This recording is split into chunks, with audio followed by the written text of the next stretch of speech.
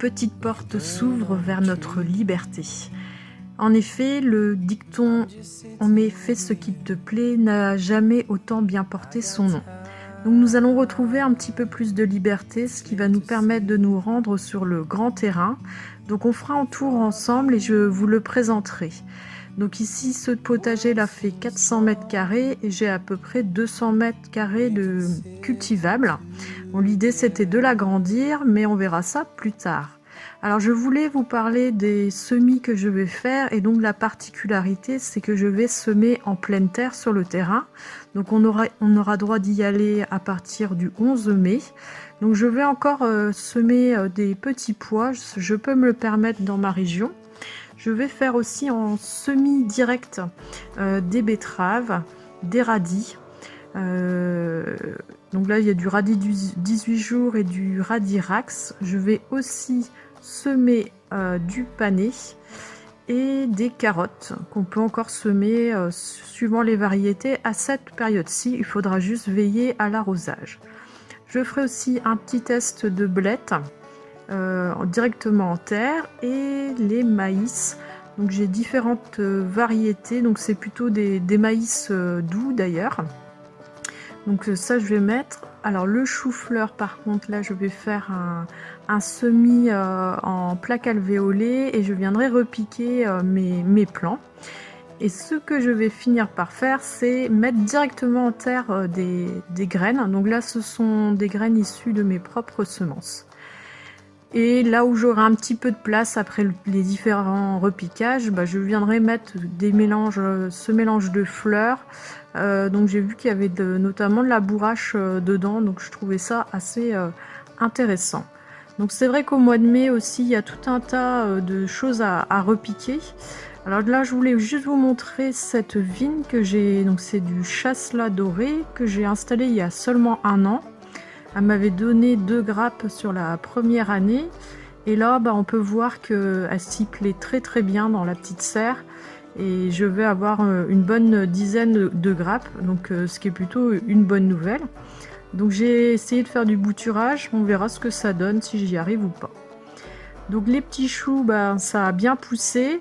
Donc j'avais fait du chou brocoli et du chou kale. Donc là je pense que je serai obligée d'ici quelques temps de faire un repiquage en godet. Je vais voir comment ça évolue. Ici ce sont mes tournesols mammouth issus de mes propres semences. Donc je suis assez contente au niveau du taux de germination. Ça n'a pas trop mal fonctionné parce que bon, avec les propres semences on ne sait jamais trop où on va. Les petits cornichons, ils poussent aussi très bien. J'en ai fait 2 par godet. Bon, ils sont pas tous sortis, mais bon, on verra bien. Autre chose que je vais repiquer dans le jardin, et là il est plus que temps, ce sont les haricots à rames.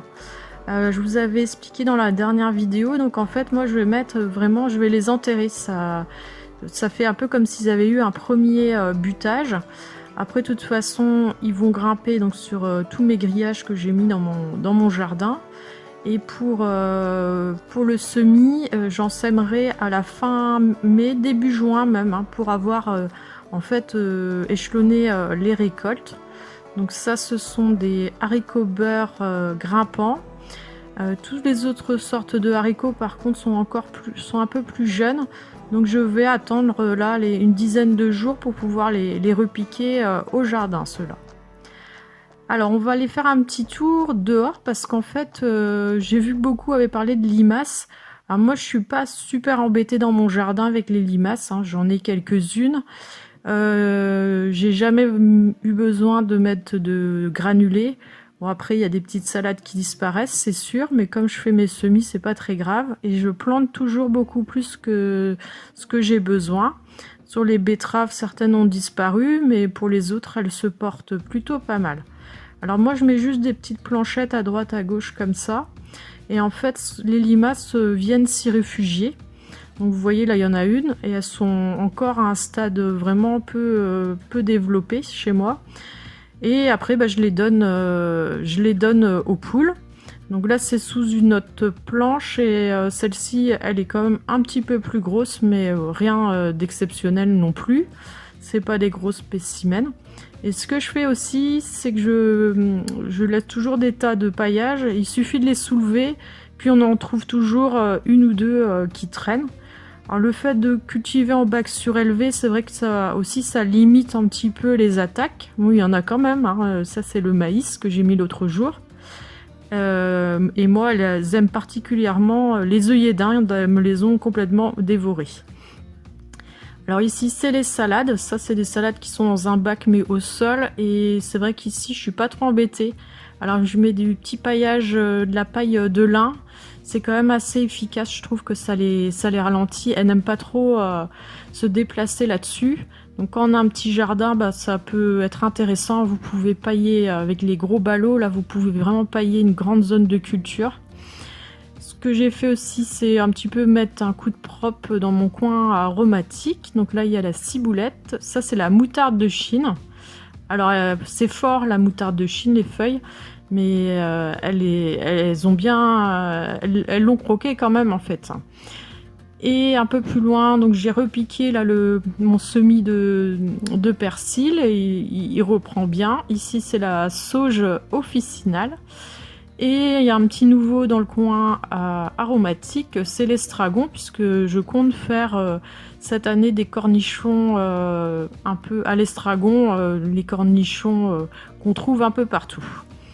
Et je voulais finir la vidéo par vous montrer mon bac à fraises. Alors c'est un bac où il y a plusieurs variétés, donc j'ai de la gariguette. La variété aussi Benjo, mais c'est vrai que tout est un peu mélangé, donc je ne sais plus qui est qui. Donc là, ça y est, elles commencent à être en formation, les fraises. Ce qui est dommage, c'est que le temps n'est plus au rendez-vous. On avait beaucoup de soleil, et puis là, ça y est, c'est reparti. Donc je pense que la prochaine fois, on se retrouvera sur le terrain.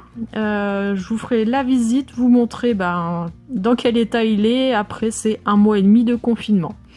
Allez, moi je vous souhaite à tous une belle journée. À plus tard!